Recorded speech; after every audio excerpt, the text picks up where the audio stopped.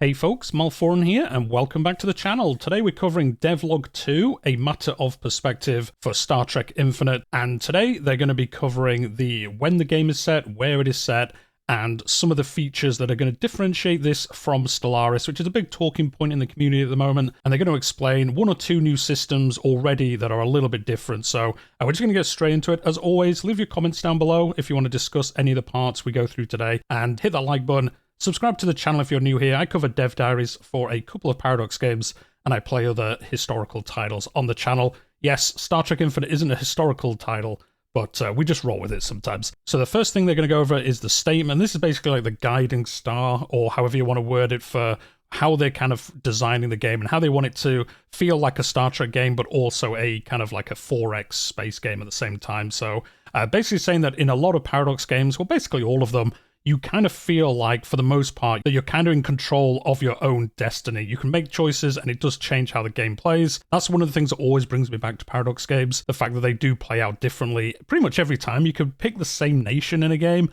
and it will play out differently each time that you play it. Not massively so, but it's very different to something like Civilization, where it kind of plays out the same way every time. So this is the game director, and he's saying his vision statement for the game is very simple. This game allows players to live their own Star Trek story and not be on rails as to, just playing out how Star Trek played out in the timeline. And coming on to that, well, when is the game based? They did cover this a little bit last week, but they're basically going over again that they wanted to choose between the Archer era, which is like the start of the Federation, or the Picard era, obviously TNG and DS9. I guess DS9's kind of the Picard era. Voyager is as well. It's based just afterwards, if I recall correctly, but it's a little bit different because it's in a different quarter of the galaxy, so they're kind of keeping that separate. They wanted to decide between the two eras, and they went with Picard because they felt like the galaxy was kind of more set in the Picard era. You kind of have the different races, and they're kind of set in their locations for the most part, whereas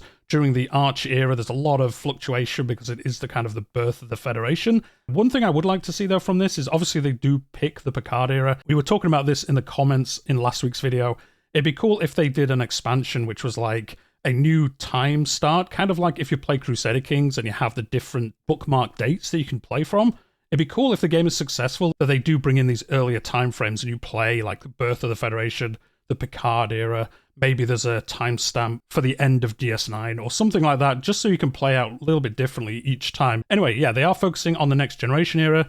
There's a lot of stories. It's probably the most well-loved Star Trek, if we're being honest, and that's basically where they're going to set the game and most of the stories. And in that case, who is going to be playable? Not every species in the Alpha and Beta Quadrant is equal or have the same capabilities. When it comes to choosing the other paths the players can develop, in addition to the Federation, they looked at other powers that had similar importance and means for fun competition. At this time, 3 new players join the mix. At this time, so they're already planning for DLC in the future, which makes sense. We're going to get the Klingon Empire, the Romulan Star Empire, and the Cardassian Union. We knew this already. It was in screenshots in the previous weeks, but there we go. We've got the 4 of them laid out and the choices that they kind of give you at the beginning. Now, does this mean the other species in the quadrant are out? No, other species can join our game in the form of support powers, species that have a certain degree of power, but concentrate on providing services to our major powers, such as, yes, they're here, the Ferengi. So I did comment in my first video on this game, like, oh, I can't see the Ferengi anywhere, like, they're the best, like, where are they? But they are actually going to be in the game as one of these support powers, so I'm not sure exactly how they're going to work, because someone can correct me if I'm wrong, I haven't played a great deal of Stellaris in a long time. I used to play it a lot at launch, but I haven't played it, like, in 2 years properly. Do they really have these support powers in there? I know they have the main nations, and then they have the pre-warp worlds that you can like help grow or things like that. But support powers, I'm not too sure if that's in the game. Someone let me know if there is. But it sounds like they're basically like trading partners or something like that, but won't be on the map, maybe? They will cover it, I'm sure, in a future dev diary. Anyway, in addition to that, we'll meet other species with FTL capabilities, but not so developed. These species are called minor powers, and serve as opportunities for expansion and conflict for the major powers. Among them, you'll find the Bolians, the Talarians, the Boslik, and many others, which they did show off some of these in a previous screenshot or in the launch video or something. It had a few of these listed on the side. And yeah, so it looks like these are going to kind of work like like I say, those worlds that you get in Stellaris that you can like help come to warp power, basically. I guess it kind of makes sense. It's similar-ish in Star Trek.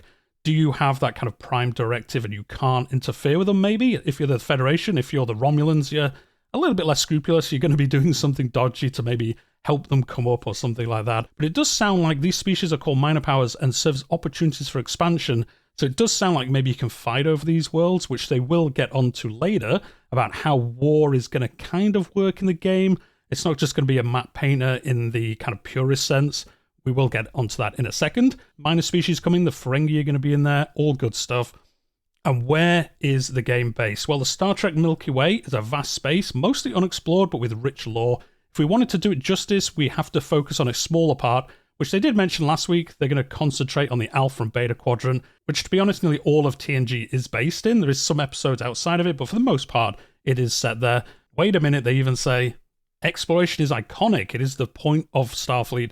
If we present a galaxy that you already know, how much can they explore? Finding a way to balance the known with the unknown is one of the first technical challenges. And this is where it splits off a little bit from Stellaris. This is the first major point we've seen. Seeing a familiar system like Vulcan placed randomly in the map would feel jarring, since we know it is pretty close to the Sol system. So unlike Stellaris, it's not going to pretty much randomize everything. I think if I'm correct, like if you play as Earth, I think Sol and like one nearest system is always on the map. Like you always start in Sol. And I think there's like one or two systems that are always adjacent to you, and then everything else is randomized. Someone again correct me, I've not played Stellaris in a long time, but I'm pretty sure that's how it works. So what they're saying here is they don't want you to be on like Sol and then Vulcans on the other side of the map, and it would make no sense kind of in Star Trek lore that would happen. And then a similar issue would arise with the relative positions of the four major powers, so it's not going to be like randomizing them around the map like in Stellaris. What they're going to be doing is creating a bespoke representation of the core neighborhood of the Federation, where the series takes place mostly around them, and leave the rest to procedurally generated content. So what I get from this is I think it's going to basically have the Federation and the three other powers pretty much exactly the same every time you play the game. They're going to be basically set in place. These are the boundaries of the four major powers. And then basically everything outside of those borders is where the kind of Stellaris randomization will occur. So that's what I get from this. Let me know if you agree. I think it does sound that way. Like the four locations are set. The systems will be set. They'll be randomized like how good they are, I would imagine, and maybe where some minor powers are maybe. But it sounds like the four locations are set, and then basically the space between them is where the randomization can happen and different things can happen. But it makes a little bit more sense this way. I wonder if there will be a game rule. If you've never played a Paradox game, they usually have game rules where you can change how things work. You can have like random location setup or random rulers if you're in Crusader Kings and things like that. I wonder if they'll allow you to have a game rule where you can randomize the start location. That would be cool to have, just for a little bit like an alt history kind of side to it. But yeah, it does sound like that's the case. I think this makes the most sense. I think it would be pretty weird if you're playing a Star Trek game, like the Federation were in the top right-hand corner of the Beta Quadrant, and then you've got like the Romulans right next to you, but then the Cardassians are like in the other sector, and then the Ferengi, if they are on the map, are like to the right of the Federation or something. That's obviously exactly how space works. And, I think it is a lot better this way with like standard locations in that time frame, and then everything else kind of randomized around it. I think that's pretty much the only way you could make it work, to be honest. And then coming on to the next thing, and this was in a lot of the comments on the previous video, what about warp travel? One of the challenges of space strategy games is geography, how to give shape to the vast emptiness of space, and how that shape affects its travelers.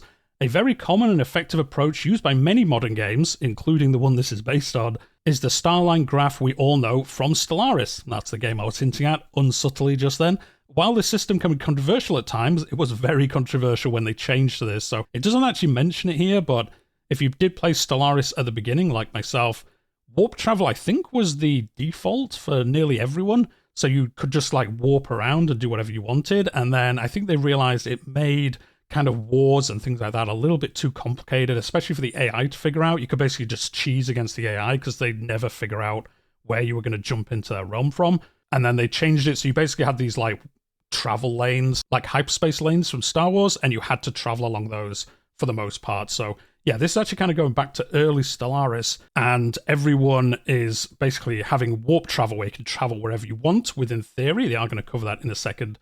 And as they say for Star Trek, it's a non-starter. They couldn't just limit you to star lanes. You must be able to boldly go in a straight line at warp 9, but then what stops you from reaching the extremes of the galaxy from the get-go, which was one of the problems of Stellaris. You could basically just, in the early days, just kind of set off in a straight line and just cross the map if you wanted to. And it was a bit crazy. It worked really well at the time. I actually think I kind of preferred it that way. I see why they changed. You can have strategic choke points and things like that. I think tactically it is better with the star lanes, with the hyperlanes, especially for the AI, because the AI can figure it out a little bit better, whereas this way is a little bit more chaotic. But you have to do it this way for Star Trek. It is a non-starter doing it the other way. And then they say here, Voyager was actually an inspiration for the solution of the problem of just going wherever you want. The difficulties in finding fuel, supplies, and repair opportunities while deep in alien space, far from home, presents a great challenge. Warp range is the inevitable approach provided by your space stations, forcing you to plan your infrastructure to enable your fleets to deploy and move around. Another factor in geography are political boundaries. You can't just cross any boundary you want, except for spies. This changes war considerably, mostly doing away with choke points, which, as I said, was the reason why they changed to that system in Stellaris. You can no longer amass a 200-ship fleet in the doorway of your empire, which is how you do it correctly in Stellaris. You try to gain as many planets as you can, and then build these chokehold places in the star lanes where they have to come through you. You just build up that one section ridiculously, and they can never come through you unless you really mess it up. So yeah, they're getting away from that, as we've just discussed. And then obviously with warp travel, they can basically just go around you, go past you, kind of warp around the edge of your realm and things like that, and then come in from a different direction. And so what you're going to have to do in this is your strongholds, your star bases, and your fleets are going to have to be kind of separated out a little bit more around your realm, very much like in actual Star Trek, with the different fleets and different sections. You're going to have that because someone could just arrive in a different sector of your empire and you wouldn't be ready for it. If you had everyone like in the top part of your realm, someone could warp in from the side and just go crazy trying to take stuff whilst you're trying to catch back up with them. So if this works out well, I think it's fantastic. It definitely fits the kind of Star Trek, how it works and things like that. So obviously they didn't travel around predestinated lines. They kind of just went wherever they wanted. And it's good to see that is actually coming to the game. There's a lot more to war thanks to the warp approach, but that is going to be covered in a different dev diary. So that'll be a future one. They're going to talk about exactly how this is going to work and things like that. But just from this initial overview, I'm very happy with this.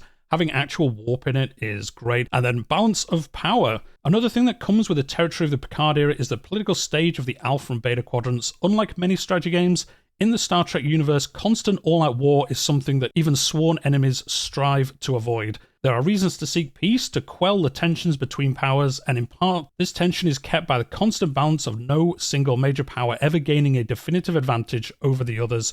So this is again where it's going to split off from Stellaris somewhat. And this is kind of like EU4's kind of like overextension system. And this is basically going to work like that. If you try to take too much space, the other nations are actually going to band together to try and stop you doing that and kind of push you back into your traditional lands. Obviously balanced out so you can actually expand. But unlike Stellaris, you're not going to just be constantly going to war with everyone just to gain as much territory as you can. There is actually going to be a system in this to kind of limit your ability to just go crazy and take over everything. So it is very thematical to Star Trek. It is actually making these systems different because in Star Trek, it isn't just all out war. Well, it is. Later seasons of DS9 and things like that. But to be honest, the later seasons of DS9 kind of show this system in place. When the Cardassians, spoiler if you've never watched DS9, do ally with the Dominion, all the other nations, even the Romulans, kind of band together and make an alliance grudgingly to kind of hold off the Cardassians and things like that. So you have seen this in Star Trek itself. So it's cool they're bringing this kind of system into the game, and it's not just going to be Stellaris all-out war all the time. Again, I imagine if they do go down the game rule side of things, you can change this, or if they allow mods, you can change this and remove it, I would imagine, because sometimes you just want a map paint, don't you? So that's a pretty cool change. To reflect this, in Star Trek Infinite, we're adding two systems that interact with each other to push the galaxy into this back and forth in a way that seems organic and justified. The first is the balance of power, where you can see the relative power of all four major players and make decisions on who to befriend and who to ostracize, because the AI surely will. No one's ever had a Paradox game that has bad AI, so we'll keep that to the side and see if that is the case. Hopefully it is. But yeah, so it does sound like it, even if you're playing as the Federation, maybe the Romulans are having a particularly warlike session and they're really going for the Klingons or something, then I imagine maybe the Cardassians and the Klingons come to you and say, hey, we've got to deal with the Romulans. They're getting a bit out of control. Do you want to make it like a temporary alliance or something? And then you push them back into their lands or something along those lines. It sounds like that's what it's going to be. I imagine maybe it gives modifiers. Maybe if you get too big, you kind of get that like overextension modifier again from EU4, where you start getting punishment for being bigger than you should be and things like that. So I'm sure they will cover this more in a future dev diary, but I like the system so far. Again, 2 for 2, pretty good systems I'm seeing. And then the other system is galactic tension, because war does not only affect those involved in it, war pushes all factions into uncertainty and instability, which in turn puts them under threat too. The longer the duration of the war, the more extreme measures will be considered, the less you can trust that the crosshairs will not fall on you next. Any action of aggression and violence increases this tension, and any move for collaboration and conciliation reduces it. If you let it go too far, society itself may crumble. So basically just going over what we said, it's basically built that if you're always going to war, there's going to be times when they're going to come up against you. And then I guess maybe if all of you are always at war, that maybe something happens that it basically just descends into a war game and you're just going crazy, doing whatever you want.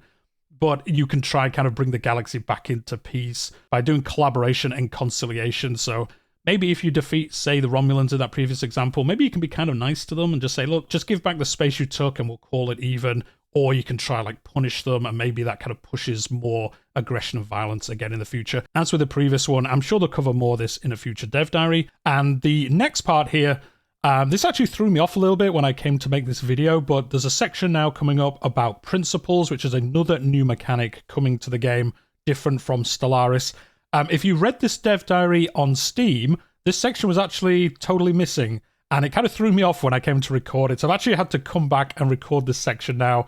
So yeah, if you read the Steam dev diary, this section is just a small paragraph, but it's pretty important. It's actually missing, and this was on the forum version of the dev diary. So we're going to quickly cover that now, and that is this new principles mechanic, which is all about if you cannot do all-out war, as the previous sections talked about, how can you expand without doing large-scale wars all the time like you generally do in Stellaris? Instead of having ethics, each population may feel more attracted to the principles that represent each of the major powers. Among other gaming elements, spies and governors become extraordinarily important in influencing how affiliated they are with these principles. Now, why would I want a pop to seek to follow the principles of my power?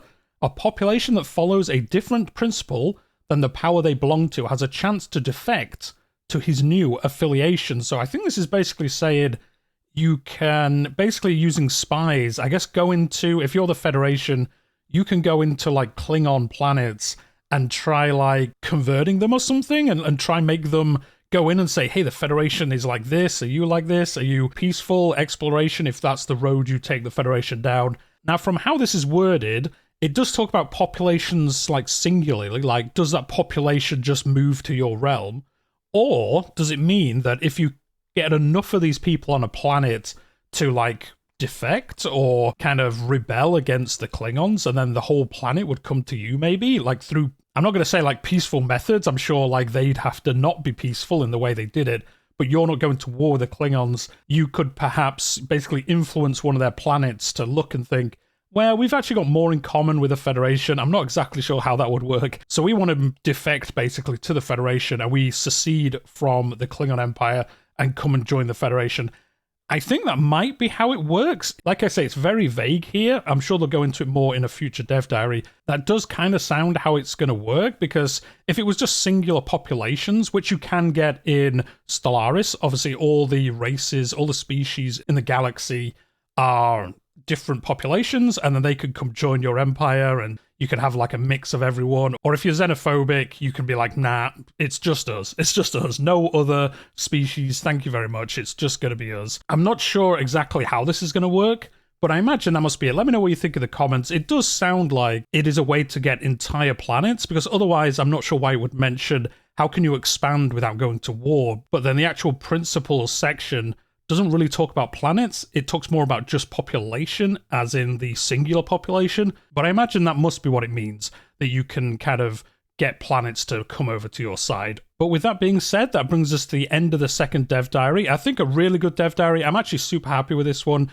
It is showing how they are differentiating the game from Stellaris a lot more than it initially looked like. There's a lot of cool mechanics in here. I think having the warp system is definitely a win for Star Trek.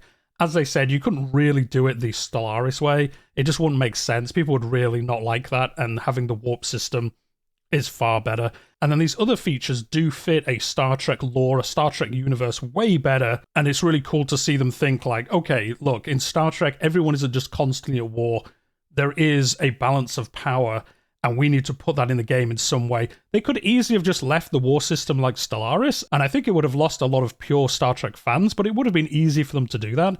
It's good that they've actually put a lot of thought into it and thought, okay, we need to do this special system. This is how it plays out in the lore, so that's how we want the game to play itself. On that note, we're going to leave it there for today. As always, if you've enjoyed today's video, hit that like button. If you're new here, I'm covering all the dev diaries for Star Trek Infinite up to launch, and then we'll have some games and all that good stuff on the channel. And then I also cover other dev diaries for Crusader Kings and other Paradox games, as well as other historical strategy games on the channel as well. So if that's your kind of thing, hit subscribe, but we'll leave it there for today, and I'll see you in the next one.